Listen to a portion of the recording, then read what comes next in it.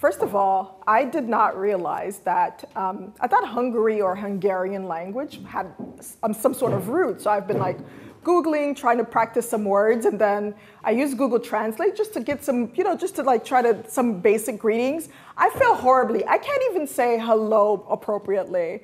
So please forgive me. I am not going to butcher the beautiful language that you have by trying any of the words I've learned. So I will stick to English for now. My name is Nivia, as Attila mentioned. I am one of many engineering directors at, no, you're fine.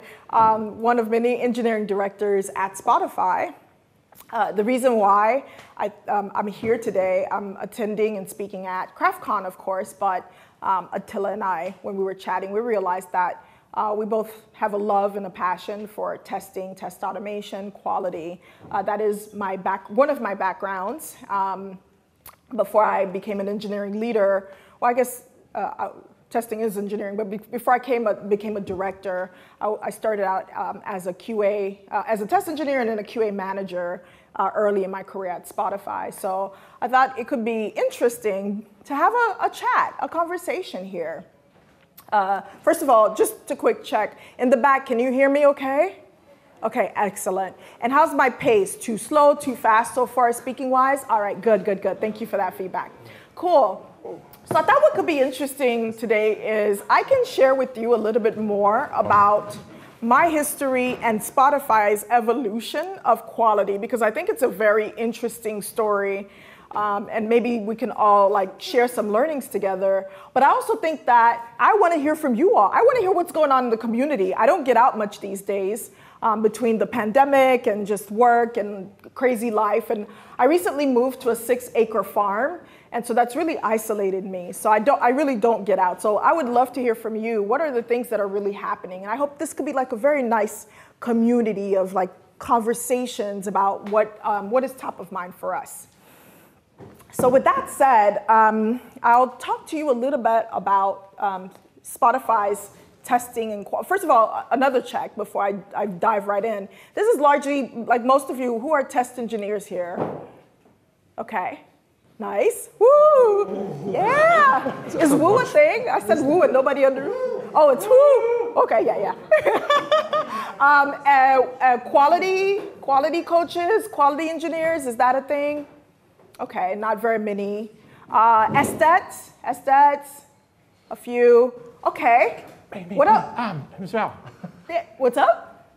As that chapter lead. Yeah, Estet. Okay, there you go. What are most people's roles then? If you don't fall into one of those roles, what are some of your roles here? Shout it out. Engineer. Oh, engineer. Well, I mean, testing is engineer. So software engineer? Software engineer. Okay, that's great too.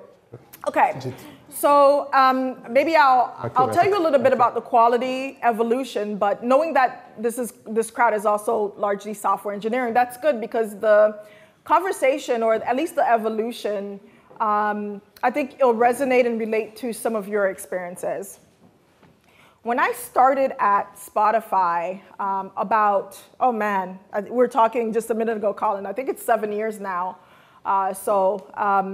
When I started, it was only about 5,000 people, if that. It was a very small company. Now we're about 10,000, so much bigger. I'd say it was even less than 5,000. I think it was 3,000. And we started on the cusp of when I started, there were two things that were really thriving in the community. One was the agile coaching community and practice inside of Spotify. Have you all heard of agile coaches largely? Okay, yeah, okay.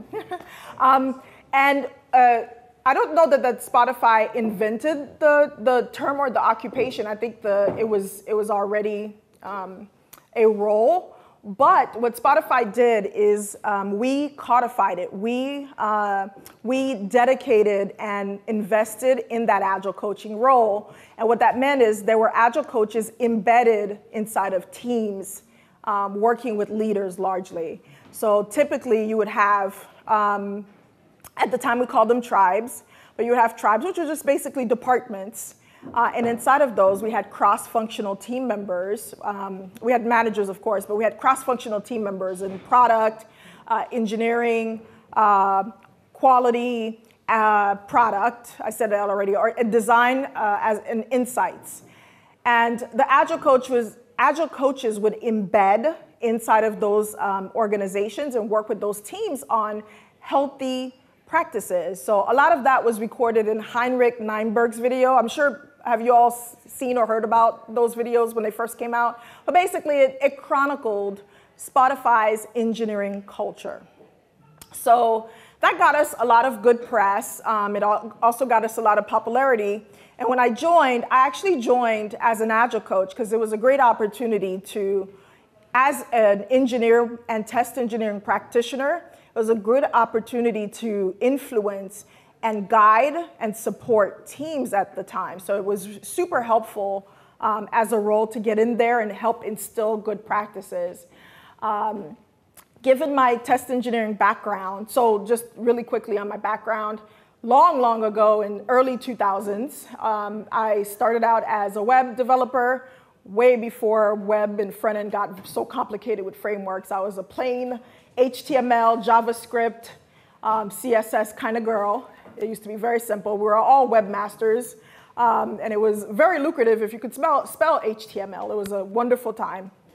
Anyway, started there. As the economy crashed in 2001, I moved over to project management, and then I became a one-stop shop. So I did web development, I did project management. I also did testing, because if you're going to develop the site, typically you have to test it, deploy it. Like, I basically did everything, right? And small companies would hire me, and that's how I got my start. Anyway, from there, I did a lot of QA engineering, took on that role, got certified, and became a certified tester. So anyway, I joined Spotify and as an Agile coach, and a large part of my role was working with the engineers and testing community on largely instilling practices. And what I loved about that is not only did the engineers themselves get a lot of say and input into what their days looked like, how we worked, how we broke work down, how we organized. It really took on the value and the ethos of a self-managed team. But from a quality standpoint, the quality, at the time, there were very few test engineers and quality folks. But over time, as we added it on, quality engineers themselves also had the same level of empowerment. When I decided to, coaching is a lot, like, coaching to me is like 60% psychology and like, 40% process. So I didn't quite love it because it's quite draining, to be honest with you, after a while. So I decided to then go back into testing. And when I did that, at the time, Spotify started to invest in dedicated testing roles. So we had two roles. One of them was based off of, I believe it was Microsoft who started SDET, Software Developer Engineer and Test, started that role. We adopted that, so we hired SDETs to embed, like they were permanent parts of the members of the team. And we also had quality coaches. And the difference between the roles were like SDETs were more focused on the instilling and installing testing frameworks, right? So TA, test automation frameworks, for teams to then automate their tests, automate their pre-merge, post-merge tests into their CI/CD pipeline. Quality coaches, on the other hand, work with teams to then instill the practices. So the way to think about it is it was almost like a three-legged stool, right? You had the engineer working on the actual craft of software development.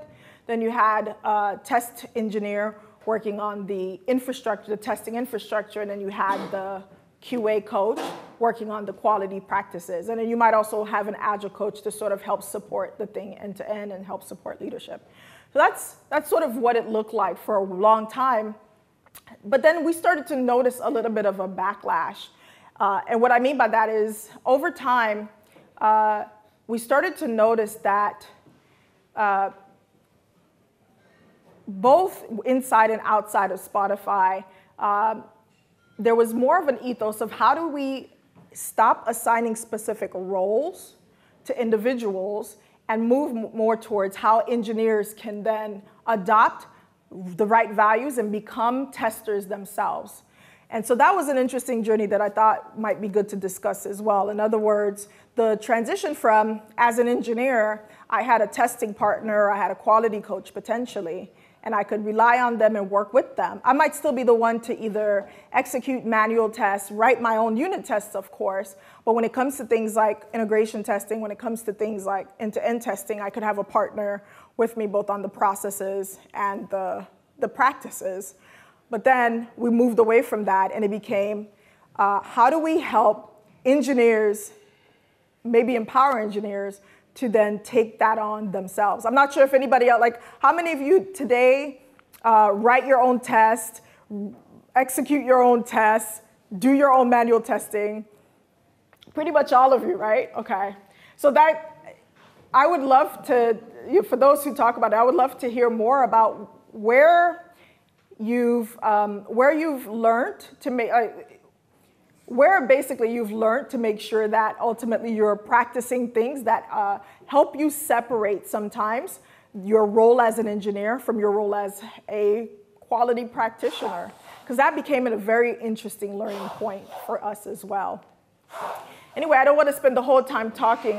We did mention that this is a Q&A and this is meant to be interactive. But I thought it might give you a little bit of context and history as to why these questions are here, what we might be able to discuss together. So with that said, one of the first prompts, I talked about it a little bit, but one of the first prompts here is the evolution of testing and quality practices at Spotify. And as I mentioned, it started out like very focused with dedicated roles, helping engineers learn the proper testing and quality practices, and to eventually engineers learning how to do it all on their own. And then, to be honest, these days, we don't have very many STETs and test engineers here. So thought I started the prompt already, but I would love to hear from anybody who'd like to speak now. Where do you learn your quality practices? How do you know that you are using those principles and practices when you are testing? Who'd like to start? Shall I walk around the mic? Yeah, No one, I'm going to ask a question. So be quick. So good question. One question. Mm-hmm. Do you think testing is a good fit for everyone? I have to tell you a story. I had a colleague of mine, a genius software engineer, but when he saw a test failing, his first reaction was to remove the test. Because, you know, he hated blockers. And actually, he was a genius when it was about, you know, developing the code. But tried to teach him to write tests. But at the end of the day, it was a pain in the ass for him to, oh my gosh, 10 of them is failing, so let's remove it, because it's all green then. So do you think it's a good fit for everyone? Because yeah, the short answer is no, absolutely not. So flaky tests are the bane of most people's existence. I'm sure it's not fun for you to, if you're using things like test-driven development or behavior-driven development practices, I'm sure it's not, you know, that's great. That's a great start because you start with a red test. But I'm sure if you've spent all your time developing, you know, writing a piece of code, it's very painful for you to then just have the test start to fail. Flakiness aside, what I would say to that is, first and foremost, it's a good signal when your tests fail. I wouldn't ignore it unless you can, you might decide to ignore it, or you might decide to turn off the test later. But the first thing you need to do is you need to pay attention, and you need to determine a couple of things. You need to first determine whether or not that test is actually testing the right behavior. So is the failure actually a valid failure, as you would say. You could also learn to determine whether or not the test is deterministic. In other words, sometimes tests fail because they try to test an entire system, and they try to slice up something like a stack or a set of features that is too much to test, and that makes the test very flaky. But in every instance, I would say that for those moments, it's an opportunity for a new learning. So rather than turn off your test the next time it fails, I know it's annoying, I get that, but what you do is you set off, maybe you set up 30 minutes, maybe you set up an hour, and you go exploring. And I literally mean that. There's this notion of exploratory testing, and you could apply it to your test in addition to your code. but go explore and try to really find out what is the root cause of this particular failure. At least then if you turn it off, it's an informed decision as opposed to a reaction to an annoyance. Does that make sense, Yeah, Attila? absolutely. Nice. And actually, that was our decision as well. So we started to think about what to do. So we said, okay, part of it we will test here with mock-in involved, and we will move the rest of it to UAT over our environment, where the environment is more stable. There we do the end-to-end integration. So that's what we ended up. So I fully agree with you. This is just a flag.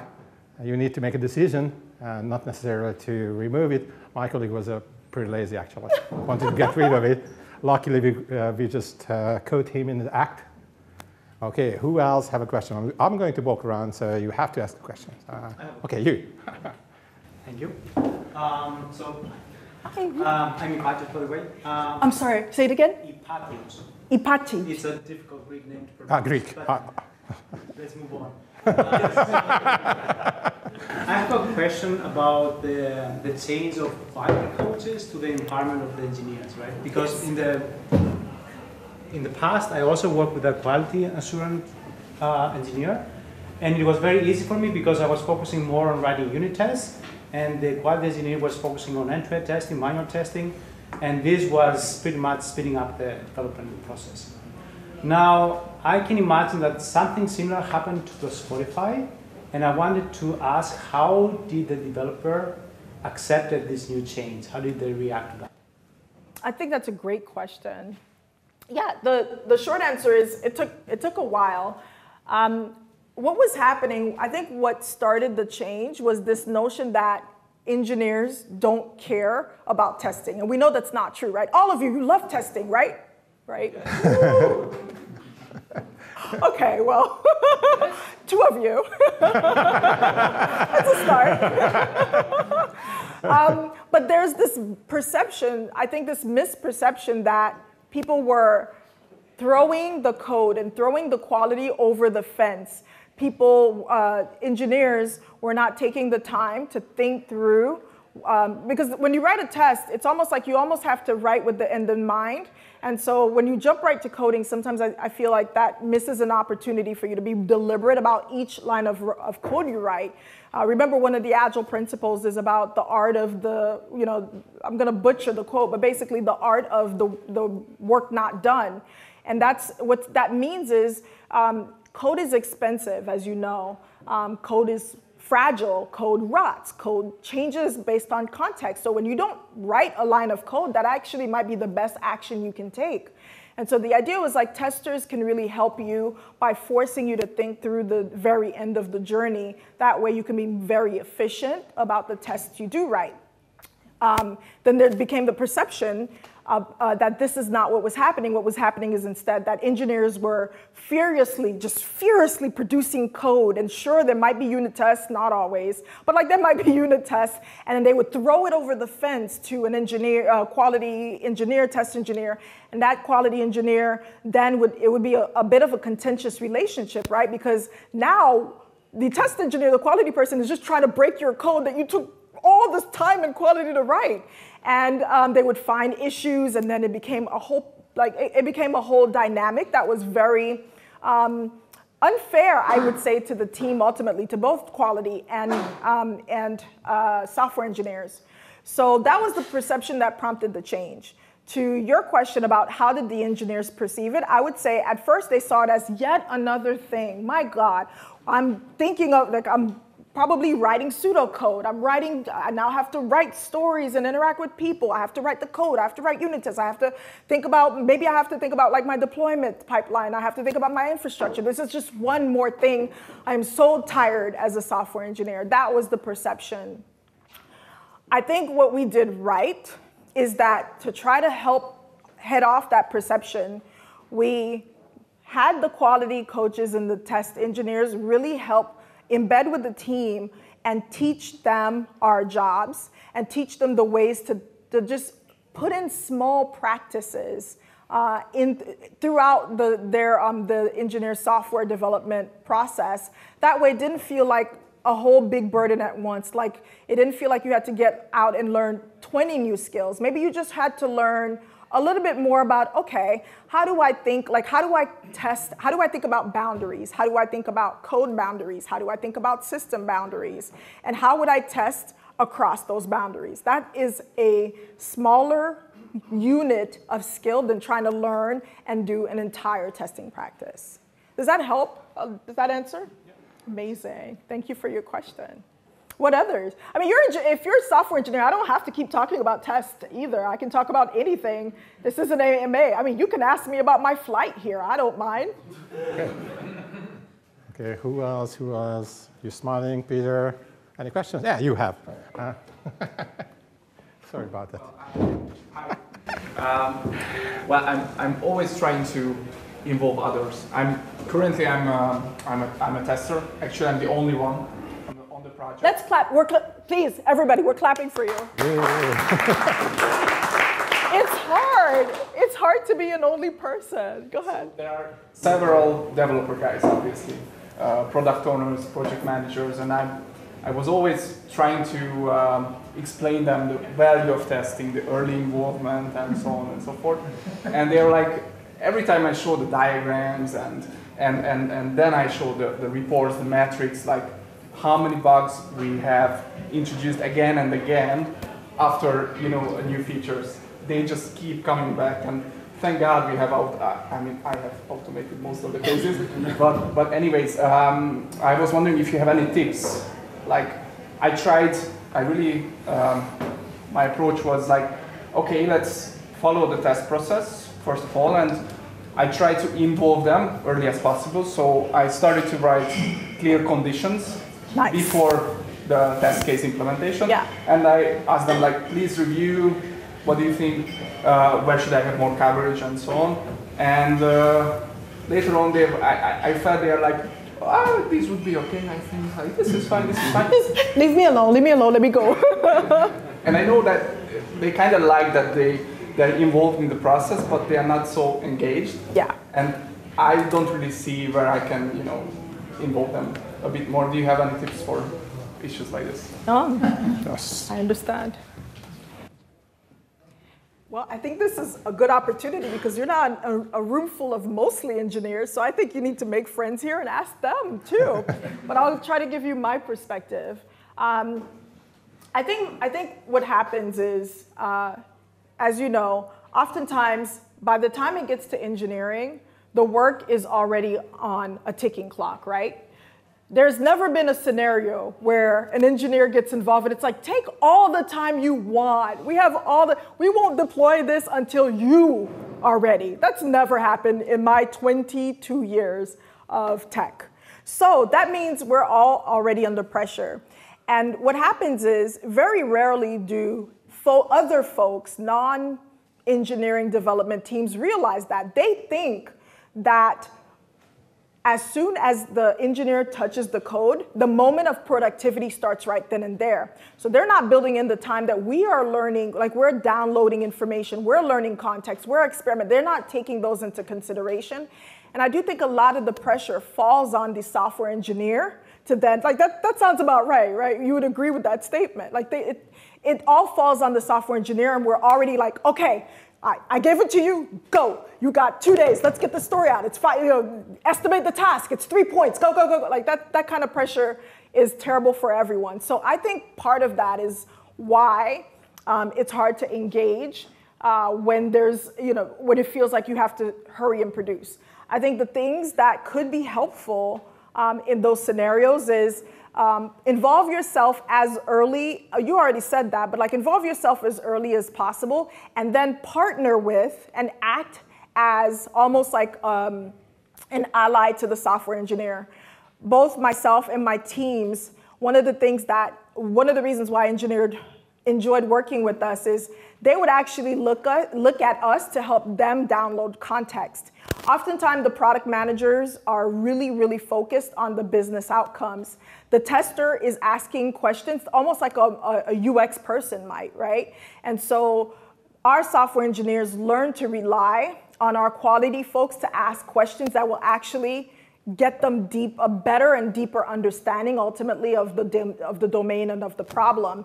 And then instead of the engineer then seeing the tester as, oh, you're just another person asking me, now they're seeing the tester as a partner to say, oh, you have more context. So because the clock is ticking for me, you and I could almost pair, like it could almost be like a pairing session, a pair programming session where you have the business context. You might even have a really clear sight line of the user experience. How do you then help me write the code that reflects that outcome? That way I get a better level of detail than just trying on my own or looking at a spec or even talking to the product manager. That's what I would offer you, if that's helpful. You're software engineers here. Does that sound like it would be a helpful way to use testing and quality folks for those who have them?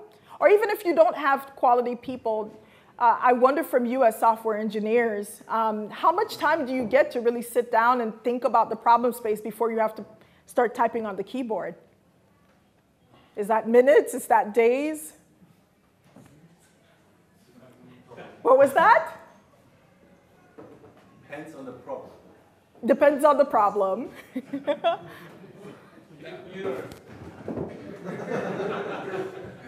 You said years? That's a pretty good, that could be pretty good, maybe. What other questions do you have? Okay. I will walk around just to reflect on what you said. So actually today and yesterday we had a mock testing session. So I have a really fresh experience about this as we try to involve the devs. And first, they felt like it's going to be an execution, dev fair, Yeah, I have to tell you, it was like that, yeah, absolutely. We came up with an idea with mob testing. So I was a test engineer running a automated test on the fly, changing the test scripts, do exploratory testing. And they hated the idea. So first day is over, they were today we continued, so it was 2 half days. And today I told them, you know what, I won't be here tomorrow and the day after because I'll be at the conference. And they said, whoa, wait, we shouldn't stop right now because it's really valuable. So you have to understand, so it's difficult because you have to reach the tipping point. You have to put some effort, a lot of effort. Indeed. But once you're there, I think they were asking, are you leaving? Oh, yeah. That's you shouldn't leave. And who's going to help us tomorrow? I said, not me. I'm going to be here on Monday. Nevertheless, I'm stop talking. Who's the next? Who's going to ask the question? Maybe you? You don't want to ask. You will. I don't know. Hi. Hello. Hungarian name. I know it's hard to pronounce. So when I was at work, I realized a lot of software engineers are liking to write tests, but I also realized that a lot of software engineers are not realizing it. And that was the case for me as well. So I did the usual stuff, reading blog posts and stressing about, oh, I should write tests, because that's what real software engineers do, right? And I know I had to write tests. I had to test the edge cases, but it was hard. And what really helped me is when I was working with one of my friends, who's also going to be at Craft and speaking. And we went ahead, sit down and do some mobbing and... There it is. And just being really, really constructive in a pair. And that pairing session transferred so much knowledge that I can't really compare to reading blog posts or anything else. And my question is, how could we make it into a process to get the not testing realized software engineers to get into these sessions and transfer the knowledge and convince them to testing is not like an execution but actually a fun thing and they will like it? Yeah, excellent question. I love that you did that, by the way. Excellent question, and I love that you did that. And I think that is part of the answer, too, which is we need to demystify it. To your point, I always laugh when people say things like real engineer, because I'm like, what is real engineers? I don't know anymore. I don't have it's hard to define nowadays. Am I a real engineer or are you a real engineer? Is this reality? I'm getting too meta. Anyway, the point is, demystify it first and foremost. I think what happens is as soon as we hear that we have to acquire a new skill, it's a very stressful thing for anybody, right? And so the best thing to do is try to break it down and demystify it. For yourself, if you're not working with a quality or a testing partner, I think blogs are fine, or a good way to start. But oftentimes what happens is no matter what your context is, there is someone in the room who knows or at least has a picture in mind of what the outcome they're trying to serve. Be that, I don't know, I'm less familiar with the workplace setup necessarily in Hungary, but typically there's either a product manager, or there might be, if you're lucky, an insights person, or a designer or a business development role who could help you develop that context. Whoever it is, what you want to do as a software engineer is get close to that person and try to understand fundamentally what that end state is. Once you get in front of that person, it's really a matter of mobbing sessions. Make it fun. We used to have these things called Test Fest, which is basically at the end of every sprint, we threw a party. And sure, we threw it because we tested things, but we lured people in the door by having very fun things, by having food and drinks and ice cream and so on and so forth. That way, people actually wouldn't be so reluctant to at least come in and give testing a try. So for these testing parties, we call them Test Fests. What we used to do is, it was a set time, basically. It used to be like every Thursday afternoon, because nobody shows up to work on a Friday. So Thursday afternoon, 3 o'clock, everybody knew that at the end of the sprint, there was a Test Fest. You set up some music, set up some food, and then we had these cards that we used to put on tables where we had prompts for everybody. So this is basically an exploration style. And in these cards might have something like, you're this type of user persona, you have these actions to take. Try to take these actions, and then there's a Slack channel and a spreadsheet for you to record the outcomes of those things. And just something as simple as that made it fun, made it receptive. Now people look forward to it because it became a social dynamic as well. So I found that those were the most helpful things, as opposed to just, sometimes you look at a spec or you look at a requirement and it looks so intimidating. So I don't know if that helps, but that was one of the ways we got around it. Great tips, thanks. Awesome, thank you. Well, my time is up practically. You don't like to kill when there's a good conversation. If you don't mind, I think that's the rudest thing. There's still interest. Anyone? Any other question? You. Good. So if you don't mind. I do not mind at all. I've got all night, like a that's the worst thing say. A man can do to kill a good conversation, right? It's true. Keep it going. So. Hi, my name is Samran. So the question is, the tester actually start finding defects and working on that. So in the beginning of testing, it's going good. When everything is going, he is very passionate to find the bugs and somehow send back. But once the tester comes close to the deadline, so its mindset also get changed. Yeah. Because it's like from the beginning, it's like very passionate, but with time when the problem solved and again doing the same stuff, it's like kind of burnout.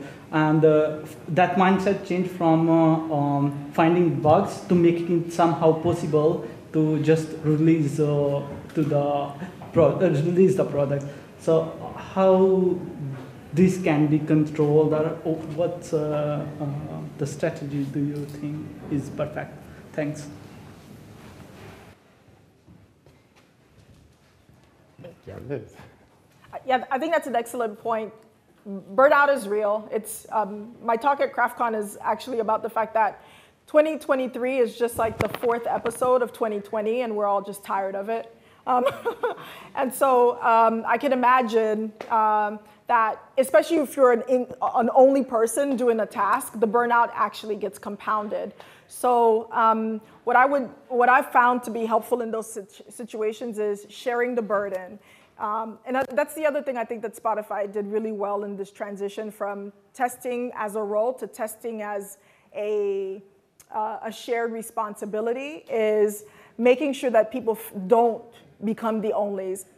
As a tester, if you're the only person who feels accountable for discovering bugs, as a tester, if you're the only person who feels accountable for understanding the end-to-end user story, as a tester, if you feel the only person accountable for configuring and creating a test automation framework, those all, like, they start to weigh on you. So I would say as engineers, the way we can be good team members and good partners overall is to recognize that, show some empathy, and I think even your question shows empathy to that situation. And then what we can do is share the burden. So as a tester, as a test engineer, the way to share the burden is to almost like teach others what you do so that they can do it without you. That's very empowering. And it might sound like the road to not having a job, but it actually, you might find that you have an even better job or even more fun job than just being stuck the person testing. So one thing that's for sure today is that there is not just one person in the teams writing all the tests. There's an expectation that everybody's writing all the tests. Some of the practices I mentioned earlier, like test fests, some of the other things like internal bug bounties, like those practices still exist, and it's largely shared within the team. And the way a lot of teams, we call them squads, but they're just teams.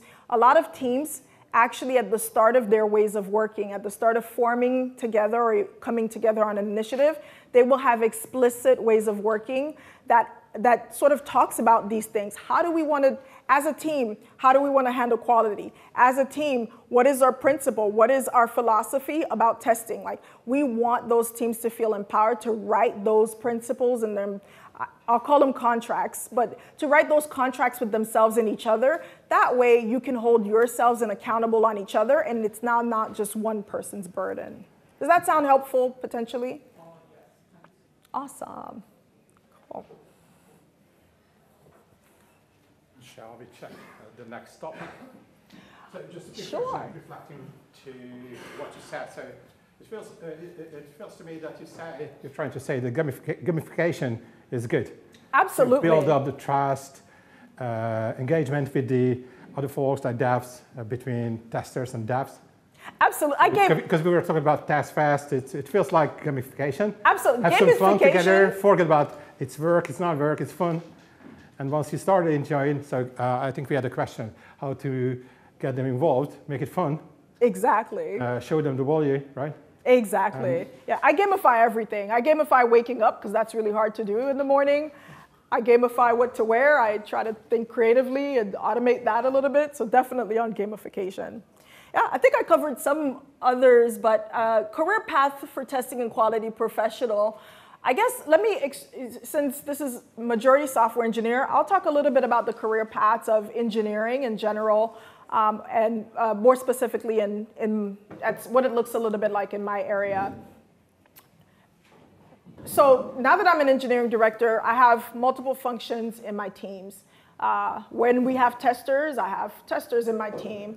When we have web engineers, back-end engineers, full stack, like whatever type of engineering usually is within the engineering leaders organization. The only exception usually is like infrastructure or platform engineers. Those are typically shared services or like infra as code teams. So to extrapolate not only for quality, but career paths in general, what I would say is a thing I found interesting in career paths for engineers is that the level, like starting at the learning level, let's call it. I don't like the word junior because I don't know that, as an adult, nobody wants to be called a junior. So I don't like to call anybody a junior engineer. I don't like to be called a junior anything. So I'll say at a learning level, your level of impact is what is probably very laser focused, right? Your level of impact is like getting this thing out, making these changes, supporting your team. But the expectation is that that actually grows in direct proportion to your level of experience and seniority. So in other words, as you become a senior engineer, your expectation of yourself, but also more importantly, the expectations on you have grown exponentially. So what that means is it's a lot less, to be honest, about task completion, although that's almost like necessary as table stakes, and it becomes much more about understanding your domain. So a thing I'm also a big student of is Triple D, domain-driven design. Any practitioners of Triple D in the house? You're a practitioner of everything. Maybe you should have gotten this talk. But I find that it's extremely important to really get into system design, system dynamics, systems thinking, thinking about ecosystems as code, because that's where your impact is expected to be at that leadership level. Just to do a quick check in the room, how many folks are, at the learning level, I would say, so like within 1 to 3 or so years? Everyone is I think it's so good. Nivia, everything is at the learning level, I think. Okay, I'm trying not to use junior. So what is the word? New early career. How about the word early career? Yeah, I like it. Early career. Okay, there's no shame in that. Absolutely no shame in it. Raise your hand loud and proud if you're early career. Thank you. Exactly. Because we need you. Like, we're all going to grow old without people coming into the field. How many people are at like the mid level of career? Yeah, so what is mid? What is what? Let's call it 3 to 5, maybe 3 to 7 years generally. Okay, excellent. And then how many are, at the, what's the kind word? I'm very old, so I can say things about being old, but like, what's the experience level at the more experienced end of things? So 7+ years of software engineering. Amazing, that's pretty awesome. Usually, it's funny because usually I find that back in the States, a lot of folks are in the earlier career or mid-career level. So that's really I'm very happy to hear that this is an established software engineering community. So let me ask you this. As you have been in this career, 7+, 10+ years, what are you finding? Are you still finding your passion for software engineering, or are you also looking at your, like, potentially looking at different career paths, maybe going into management, boom, boom, boom, or something else? Yeah. Coding? Coaching. You're interested in coaching. I love that. Exactly. I think that's fabulous. So I heard coaching. What other roles or potential career paths are you looking at this level? Yes?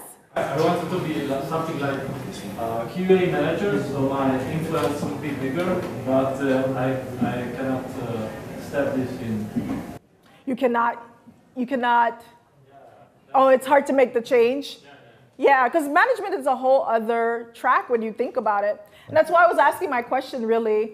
I find that what happens is it's interesting because I think software engineering, there's a high likelihood of burning out and then what I call like aging out. In other words, there might come a point in time where you start to, you've seen it all, you get a little tired, and that's when you start to tweet maybe about owning farms or just maybe raising chickens or something. That's why I went out and bought a farm, because I was tired.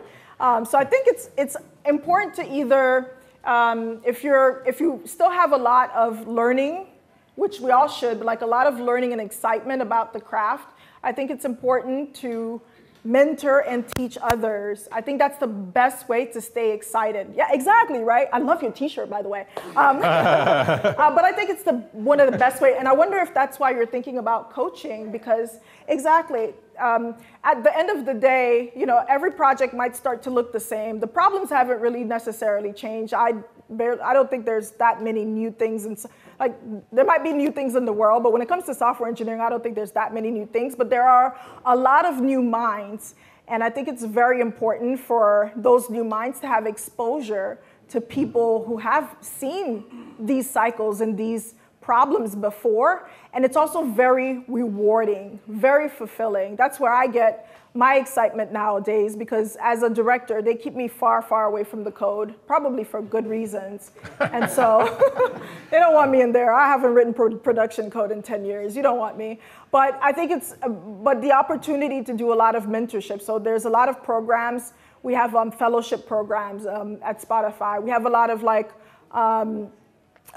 we call it universities, but like if you want to learn a new domain, for example, if you are a front-end engineer and you want to learn distributed architecture, back-end development, we have what we call university programs, and they're taught like by people like us who just have an interest and a passion for spreading our knowledge. And so we get out there and do it. And I find that I look forward to those things to break up some of the challenges and the monotony involved sometimes with my day. So maybe that would be my encouragement to folks as you're thinking about your career development, which is try to find, we're all continuous learners and I love that, but also try to find ways to impart that knowledge onto others, because you might find it very rewarding. Any questions about that? I'm going to find someone.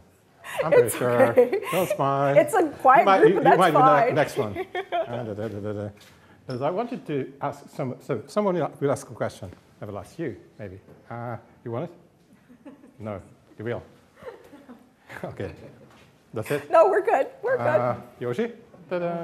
Oh my gosh. No, don't worry. We don't. And then who else? We will not hold you hostage to ask questions. It's You have okay. me in the back, no problem. Don't worry. I'm in Budapest. My question is not regarding the career path, but I heard a lot about Spotify model. So you are very famous using tribe and communities and so on and so on.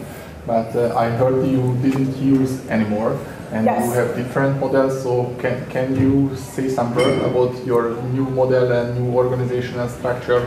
How do you do it nowadays? And what are your trends and achievements right now? Yeah, thank you for that question. I'll wait just because I know to pick it up on the recorder, I need the mic. I'm quick. Don't worry.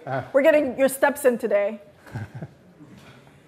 Yeah, so Spotify is very, very famous for the Spotify model, which is both ironic and fortunate. It's fortunate because I think it was a good way of communicating our values, especially on the engineering side. I think it's ironic because it's not a model. It really isn't.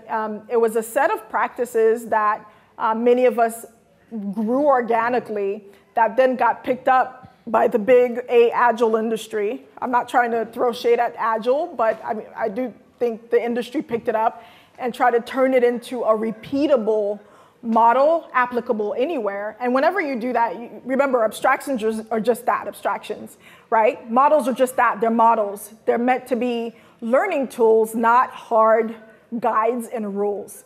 And so what started to happen is, yes, consulting companies went out there and sold the Spotify model and made a ton of money. We got none of that money, by the way, just so you know. And then people started to go, the Spotify model doesn't work. Well, of course it doesn't. You're not Spotify. Like, why would it work for you? I think I hope what we're learning now is we're getting back into the realization that, again, these are just models. We are not meant to hard apply them because the context matters, the situation matters, but they are a set of good principles that at one time served us. What they are today is largely, it's still rather very organic. So what I mean by that is there are teams, the fundamentals haven't necessarily changed. So we stopped calling them tribes because in the US, tribes is a very terrible word, to be honest. It's a word used to identify a set of Native, indigenous Americans. And so it was, the fact that we were using that word was inappropriate. So I'm really proud and happy of the fact that we don't use that anymore. But what does that mean? Did we just replace the word and everything else is the same? A little bit of A, a little bit of B. There's still groups, right? There are still teams of teams. There are still departments. But what we realized is that they needed to get smaller so that they can focus more. So rather than those groups. We've asked teams to then really start focusing around a particular problem to solve or a domain or a feature set. So, for example, in my area, we have what we call a mission. And a mission is just a very large group of people organized around a particular mission. My particular mission is music. So anytime you are on Spotify and you are seeing music, that probably has something to do with my group. More specifically, inside of missions, we still have, we don't call them tribes anymore. We happen to call them studios, but basically they're groups, studios who now focus on very specific parts of the music experience, because music is very large as a domain, right? So we have studios who focus on things like my studio specifically that I lead, we focus on music expression, the idea of like giving artists more tools to express themselves. And then within my studio, then we still have teams, and teams are the nucleus. They are the life force. They're the blood, I would say, of the organization, in that they are still the people who are cross-functional members of the organization working towards delivering high-impact value in the form of software. So those teams are still, we still call them squads, and they're still self-managed largely. They're still self-empowered. They're still self-driving. And then what we try to do is we try to give them consistent infrastructure experiences. So that's why you might see things like Backstage nowadays is gaining in popularity, or you might hear more about like our centralized CI/CD practices, because what we try to do is help those teams focus on their particular domains and then try to give them consistent guardrails to merge code into. So that's what it is today. It feels really organic, though, is what I would say. For example, it's not so stuffy inside. We don't go around going, "Are you a squad?" And but like we don't talk that language. It doesn't feel very natural to us. What we care about and what we talk about really is about, okay, what are you focused on? What are you excited to deliver? And how do we collaborate together? And those are like the focuses of the conversation, not about models and all of those other terms. Does that answer? Yeah, thank you very much. Awesome, thank you.